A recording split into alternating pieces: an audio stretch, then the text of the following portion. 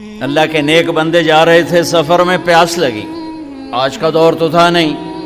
کنویں تک پہنچ، نیچے دیکھا تو پانی بہت نیچے،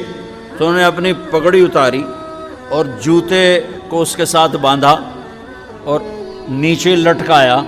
تو پانی تک جوتا پہنچ نہیں سکا، تو پریشان ہو کے بیٹھ گئے، اب کیا کروں؟ اتنے میں ایک ہرن دوڑتا ہوا آیا، اس نے آ کر نیچے دیکھا پانی، تو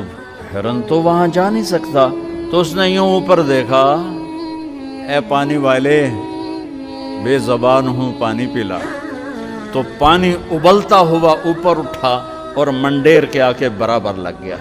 ہرن نے پانی پیا، ہرن کی طفیل اس انسان نے پیا، ہرن پیچھے مڑا، پانی نیچے گیا، غیب سے آواز آئی، تو رسی کا سہارا ڈھونڈتا رہا، اس نے مجھے پکارا۔